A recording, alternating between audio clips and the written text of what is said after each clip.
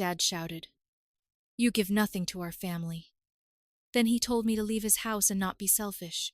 So I left quietly. 3 weeks later, I received 20 missed calls from my sister asking, "Why did the rent stop?" I just replied, "I thought I wasn't giving anything to this family, so I stopped." Then it was funny because this golden family started falling apart without me. And later my name is Jake. Growing up, I always had this nagging feeling that my family didn't really see me as a person, more like a wallet with legs. Of course, it didn't start that way. At first, it was small things, like helping me pay a bill here and there when I got my first real job. Then, it became regular requests. Then, it became expectations. By the time I was 24, living in the city, working 2 jobs just to get by, my parents had basically decided that they didn't need to work hard anymore. My dad cut back his hours at the auto shop to enjoy life more. My mother stayed home, saying she deserved a break after raising us. My sister couldn't hold down a part-time job without quitting after 2 months. And somehow, that was my problem too. I paid for everything. Food when the fridge was empty, Dad's truck insurance when he forgot, my sister's rent because she was always between paychecks. After a while, I didn't even think about it. It was just normal. They had convinced me that this was what family did. I didn't realize how messed up it was until it finally blew up in my face. It happened one Sunday when I went to visit them. Dad mentioned very casually that he wanted a new car. Not just any car, some ridiculous brand new SUV that he definitely didn't need. He wanted me to co-sign the loan because his credit was garbage. I said no. I told him I was already stretched thin, trying to juggle my own bills and their endless needs. I thought maybe he'd understand. Maybe he'd even respect it. Instead, he lost it. He stood up in the middle of the living room and started yelling, telling me I wasn't contributing to the family. Said if I wasn't going to be part of the solution, I shouldn't be part of their lives at all. Told me to leave and not come back until I could stop being selfish. I just stood there for a second and took it all in. Not one person said anything in my defense. Not my mother, not my sister. They just sat there like I was an outsider causing trouble. So I left quietly. No argument, no scene. Just picked up my keys and walked out. The first few days after that were weird, like I was detoxing. My phone stayed silent. No texts, no, "Can you send me $50?" requests. No guilt trips. It felt weird at first, like I was waiting for something bad to happen, but nothing did. And after about a week, I realized that I felt good. Free even. 3 weeks passed. Then one morning, I woke up to 20 missed calls from my sister. 20. I didn't even listen to the voicemails. I already knew what they were about. I finally texted her back, "I thought I wasn't contributing to this family, so I stopped paying." Nothing for hours. Then a flood of texts. Accusations. Accusations. Screaming through the screen. "Why didn't you pay the rent? We're being evicted. Mom's freaking out. Dad's mad. What's wrong with you?" I stared at the messages and, for the first time in my life, I laughed. Not because it was funny, but because of how quickly everything was falling apart without me holding it together. And I decided then this wasn't just going to be a clean break. I was going to let them feel it. For once, I was going to be the one watching from a distance as they struggled. And that was just the beginning. After I sent that text, I turned off my phone and decided not to think about them. For the first time in years, I spent a weekend doing exactly what I wanted to do. No surprise phone calls asking for money. No last-minute emergencies that somehow always became my responsibility. It was like finally breathing fresh air after years of living in a smoke-filled room. By the middle of the following week, the silence from my family broke. I started getting random texts from old relatives I hadn't heard from in months. An aunt I barely knew texted me a cheesy quote about family sticking together in hard times. My uncle sent me a "hope you're okay" text that smacked suspiciously of a fishing expedition. Then my cousin Tyler, who actually had a spine, reached out to me. We weren't close, but he always kept it real. His message was short. Heard your folks are losing it. Guess they're learning what happens when the bank closes. I called him back to find out more. Tyler told me everything. My sister got evicted because I stopped paying her rent, and she had to crawl back home. My dad's truck insurance ran out, and he got a ticket. Mom started picking fights with anyone who wouldn't give her money. She even tried to rally the rest of the family, but no one would get involved. At first, I just listened and shook my head. I honestly couldn't believe how quickly everything was falling apart without me. It got better. My sister had always been the golden one, the one who could do no wrong, the one everyone bent over backwards to protect. Now she was stuck back in her childhood bedroom, fighting with my parents over money, chores, everything. Tyler said the neighbors could hear her screaming some nights. Meanwhile, my dad was back to picking up extra shifts at the auto shop. My mom, who hadn't worked in years, tried to get a part-time job at a local boutique but quit after 2 weeks because it was too stressful. The pity party didn't pay her anymore. About a month after I left, I came home one night to find a crumpled envelope tucked under my apartment door. No stamp, no address. Inside was a handwritten letter. I immediately recognized my mother's handwriting. It was exactly what I expected. A rambling mess about how much they miss me, how families fight but always come back together, and how maybe if I could help just a little with rent and bills, things would be easier for everyone. It ended with, "You'll always have a home with us, Jake." I laughed out loud, right there in the hallway. They weren't sorry. They didn't miss me. They missed what I had done for them. They missed the free money, the stability I brought, while they sat around doing nothing. I left the letter folded on the floor and had the cleaning crew throw it away later. The next week, they called Mom, Dad, even my sister, who hadn't spoken to me directly since I stopped paying her rent. They flooded my phone with calls, voicemails, texts. Some were apologetic, some were angry, some sounded like they couldn't decide if they were angry or sorry or desperate. At first, I ignored them, but then I realized ignoring them wasn't enough. They needed to understand, really finally understand, that I was done being their crutch. They needed to feel exactly what it was like to be abandoned, as if they were abandoning me the second I said no. So I decided to do something more permanent, and it started with one simple decision. I wasn't going to just shut the door. I was going to burn the whole damn bridge. The first thing I did was block it, not just my parents and my sister, every single person even remotely connected to them who might try to sneak through and mediate. I wasn't going to give them another chance to drag me back into their mess. After that, I went further. I looked around my apartment one night and thought about how close I had come to signing another 1-year lease, how easily I could have stayed stuck in the same cycle, feeling guilty, and bled, because that's what I'd always done. Not anymore. I called my landlord the next morning and told him I wasn't renewing. 2 more months and I was gone. At first, I didn't know where I was going. Somewhere warm. Somewhere where no one knew my name. Somewhere I could start over. I stayed up late, scrolling through ads, looking at jobs, apartments, everything. When Miami came up, it hit me like a bolt of lightning.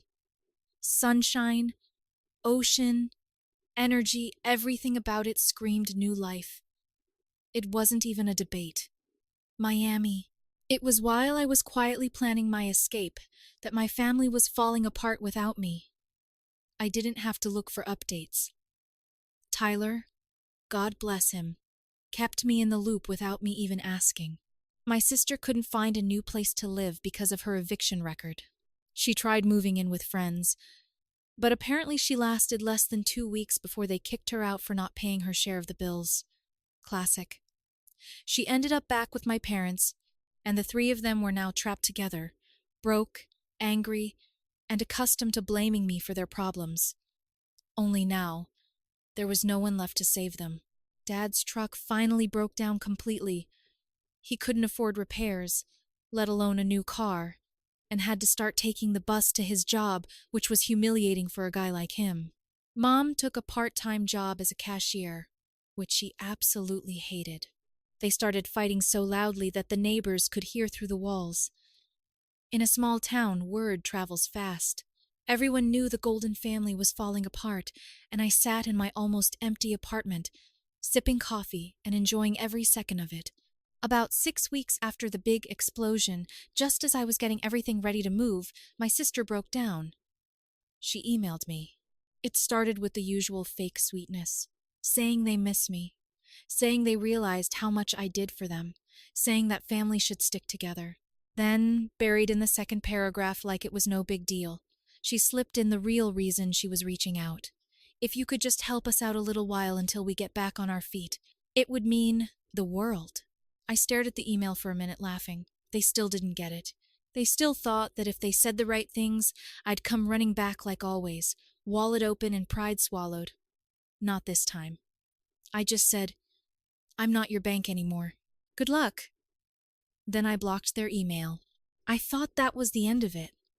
I figured they'd give up eventually and find someone else to sponge off, maybe a distant cousin, maybe the church, maybe some poor schmuck who didn't know any better. But about a week later, as I was packing up the last of my boxes, getting ready to drive out and leave it all behind, there was a knock at my door. I didn't even have to look through the peephole. I knew it. It was my dad. I opened the door just enough to see him standing there, my dad. The same guy who yelled that I wasn't contributing and told me to leave like I was some burden he couldn't wait to get rid of. He looked rough, older somehow, like the weight of the last 2 months had crushed something inside him. No fake tough guy act, no yelling, just standing there, head in hand, like he didn't know what to do with himself. He said they needed me, that things had gotten worse than they thought. The mortgage was 2 months late. Utilities were about to be cut off. My sister was unemployed, depressed, and locked in her old bedroom all day. He talked like he was listing someone else's problems, not the ones he helped create. Then came the kicker. He said he wanted me to move back in, said I could live rent-free if I would help out with the bills, groceries, maybe take over the car payment that he couldn't afford anymore. The same house I was kicked out of. The same people who stood by while he humiliated me. Now he wanted me to come back and make it all right for them like nothing ever happened. I almost laughed in his face, but instead I kept my voice flat and said, "I'm moving to Miami next week. You figure out your own life." He blinked as if he hadn't even processed the words. I watched him open his mouth to argue, to plead, to threaten, but nothing came out. He just stood there, frozen. I slowly closed the door, not slamming it, not saying another word, just shut it. I thought that was it. I thought it would be the last time they tried. I was wrong. Later that night, I received a call from an unknown number. I let it go to voicemail. I wasn't going to let them ruin my night. When I finally checked it, it was my mom, but not the passive-aggressive version I was used to. She was crying. Real crying. Ugly, gasping sobs. Saying she was sorry, saying they should have treated me better. Said they didn't realize what they had until it was gone. And just when I felt a flicker of something, some stupid leftover loyalty, she dropped the real reason she was calling. If you loved us, you'd help. There it was. The truth, plain as day. It was never about missing me. It was about missing what I had done for her. I deleted the voicemail without even finishing it. The next morning, as I was loading the last of my things into my car, something unexpected happened. There was another knock at my door. This time, it wasn't my father. It was my sister. I almost didn't recognize her. No makeup, messy hair, and a hoodie that was 2 sizes too big. She looked completely broken. She wasn't trying to be tough. She didn't yell or blame. She just asked if I could help. Said they didn't know what to do anymore. That maybe, if I just gave them a little until things got better. I asked her one question. When Dad kicked me out, when Mom sat there and let it happen, when you watched and didn't say a word, did you think about helping me? She opened her mouth, but nothing came out. I nodded, got in my car, and drove away. No anger, no speeches, no tears, just the engine starting and the city shrinking in my rearview mirror. I wasn't just leaving the apartment. I left my whole life behind. Crossing into Florida felt like crossing into a whole new life. I drove with the windows down, even though the air was heavy with heat. I didn't care. Every mile I put between me and that miserable city was like peeling off another layer of old skin. When I finally rolled into Miami, tired and dusty, it didn't feel like running away. It felt like finally arriving somewhere I was supposed to be. I got a little apartment not far from the beach. Nothing luxurious, but it was clean, bright, and quiet. Paid for entirely with my own money. No handouts, no strings attached. I also found a job faster than I expected. Decent pay, decent people. Nobody knew my last name. Nobody asked questions about my family. And for the first time in years, nobody expected anything of me. I began to live like a real person. Weekend walks to the beach, trying new restaurants, sleeping late without feeling guilty. Slowly, the weight I didn't even know I was carrying began to disappear. For the first time since I could remember, my phone stayed silent. No emergencies, no begging, no passive-aggressive messages. I thought maybe, just maybe, they got the hint. But it turns out that people who are used to living off you don't just forget about you overnight. About a month after settling in, it started small. A strange friend request from an account with no picture. Then, another. Then random texts from numbers I didn't know. Things like, "Hey, is this Jake? We met at a party." Or, "Bro, you selling that couch?" Totally fake. I ignored them, blocked everything. But the more I ignored it, the more it escalated. One morning, I found a letter taped to my apartment door. No stamp, no envelope, just a piece of paper folded once. It was written in handwriting that I recognized immediately. It was from my mother. She had found me. The letter was all over the place. First, she apologized, then blamed me for leaving, then talked about how hard life had been without me, saying that if I had any love left in my heart, I would come home. It wasn't even signed properly, just a sloppy "Love, Mom."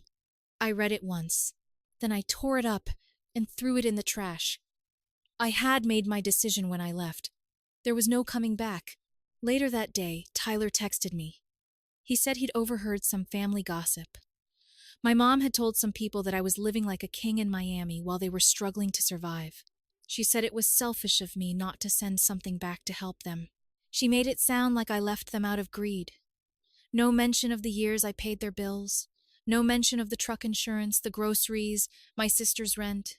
No mention of the day I was kicked out because I refused to destroy my credit to buy a car I didn't need.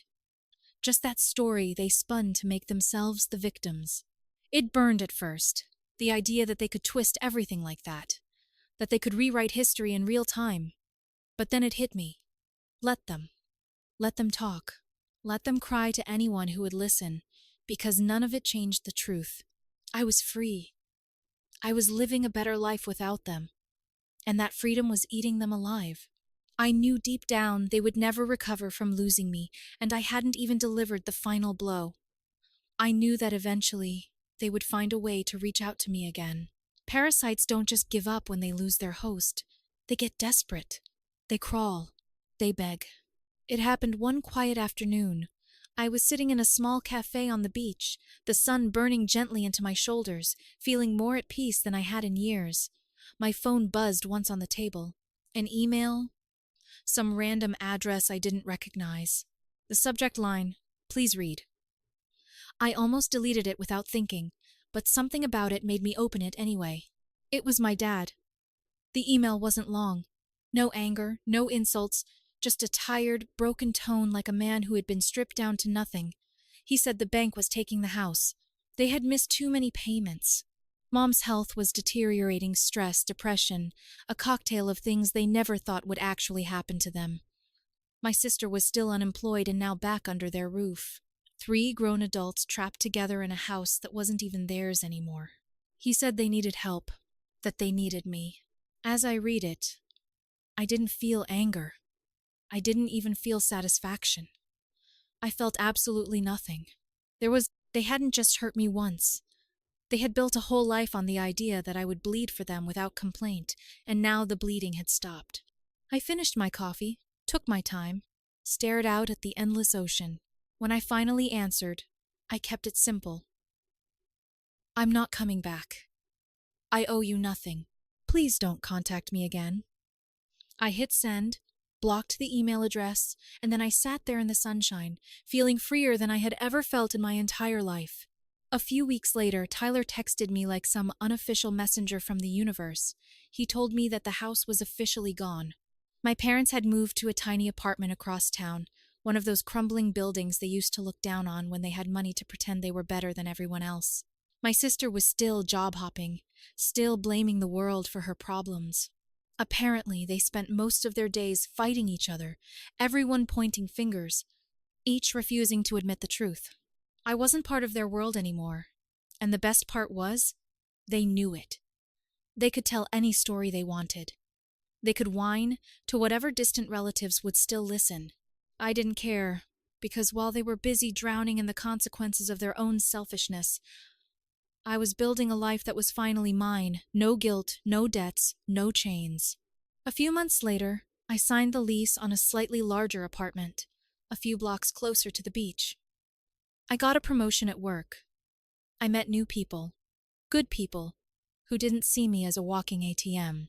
Sometimes, as I walked along the boardwalk at sunset, I thought about how easy it would have been to stay trapped, how easily I could have spent my whole life trying to earn the love of people who only loved what I could do for them. But now they were stuck in the wreckage of their own making, and I watched the sun sink into the ocean free. An update. It's been a little over a year now. Miami feels like home in a way that nothing else ever did. I've built a real life here. Better job, better apartment, better people around me. No one asks for money. No one expects me to solve their problems. It's like living a completely different life. Most days, I don't even think about my old life. But something happened last week. I was buying groceries at a small market I sometimes go to, minding my own business when I heard someone call my name. At first, I thought it was just my imagination. No one here calls me Jake. Not like that. I turned around, and there she was, my sister, standing by the produce section, looking completely out of place, like a ghost from the past. She looked different. Thinner, worn down, older than she should have looked at her age. She was wearing a cheap tourist shirt, as if she were just visiting. She was carrying a shopping basket with nothing in it. For a second, neither of us said anything. Then she smiled, that fake little smile she always used when she wanted something. She said she was visiting Miami. Said she heard from someone that I lived here. Said she just happened to be passing through this neighborhood. I didn't believe a word of it.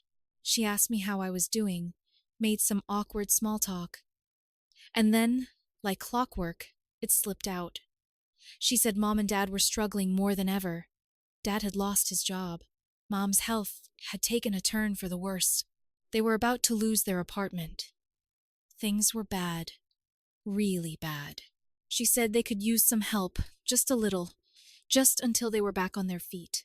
Like no time had passed, like nothing had changed. I listened to the whole thing without interrupting. When she finally stopped talking and looked at me with that expectant, hopeful look, I just nodded once and walked away. No drama, no anger, no second chances. I finished my shopping, paid for my groceries, and left. That night, sitting on my balcony with the ocean breeze in my face, I realized something. It didn't matter how far I ran or how much time passed, they would never stop trying. They would keep coming back, scratching at the door, as long as they thought there was something left to take. But the difference now was simple. I knew better, and they no longer had anything I wanted. I sipped my drink, stared out at the lights of the city, and smiled to myself. Some people never change, but thank God I had.